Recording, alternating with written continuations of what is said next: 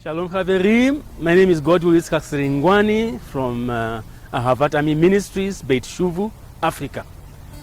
This week's Torah portion is found in Parashat Shoftim, and we find that from Deuteronomy chapter 16 verse 18 up to Deuteronomy chapter 21 verse 9. And I'm going to read from the CJB version. You are to appoint judges and officers for all your gates in the cities Adonai your God is giving you, tribe by tribe, and they are to judge the people with righteous judgment. So we are to appoint judges and officers. This is what the Torah teaches us. So what do the judges do? A judge is a public officer who is appointed for the sake of deciding cases in the court of law. So the Torah tells us that we are to appoint judges and officers in our gates. So why does the Torah tell us to appoint judges? As we have read that judges are public officers who decide on cases in the court of law. Now here we are talking about the God's law, which is the Torah.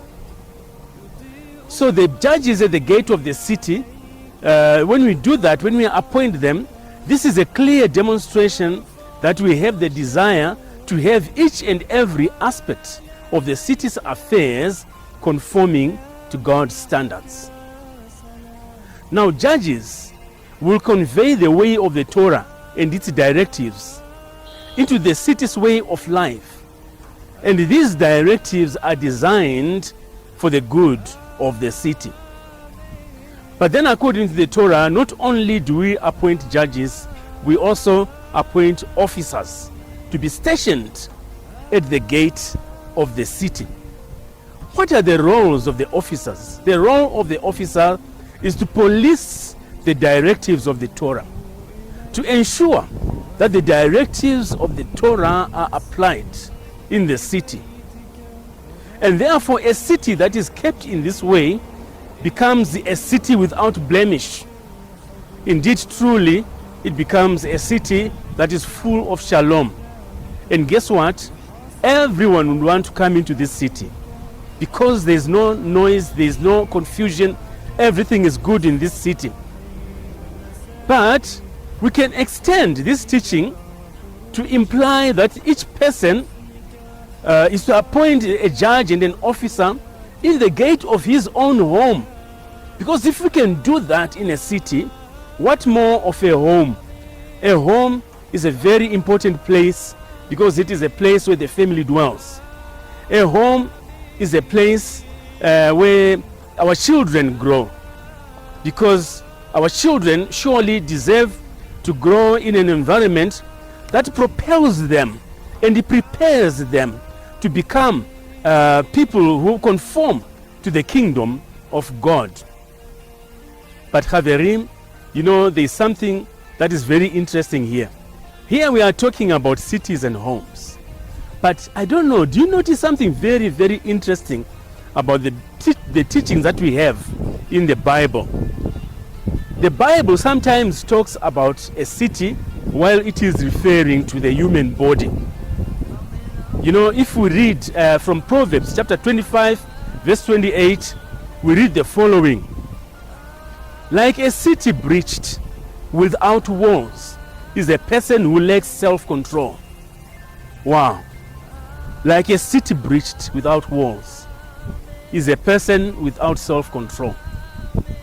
So this shows us that even this teaching that says you are to appoint judges and officers for all your gates in the cities, we can further amplify this concept to imply that these are your gates as a person.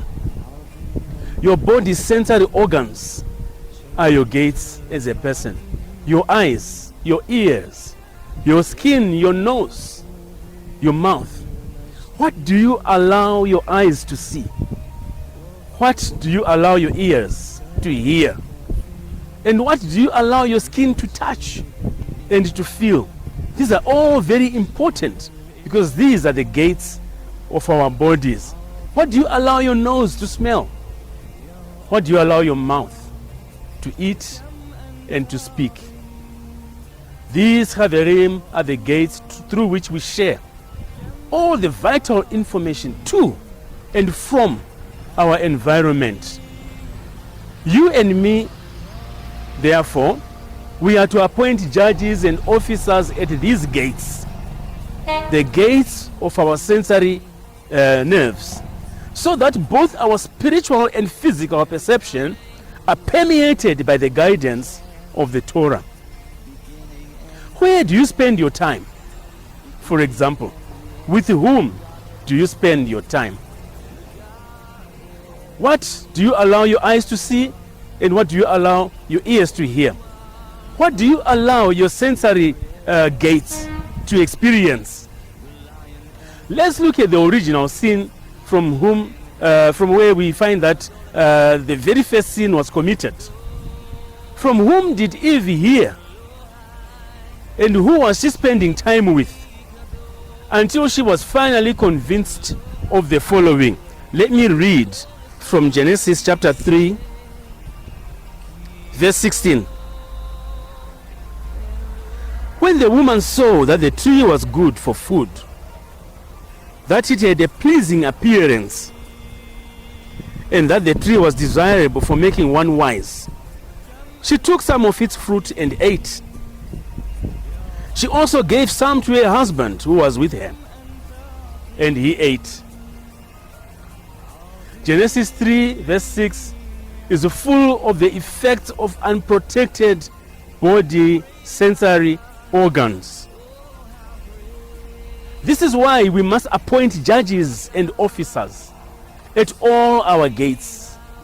This is why we need to learn Torah, Chaverim, and this is why we need to live according to the standards of the Torah.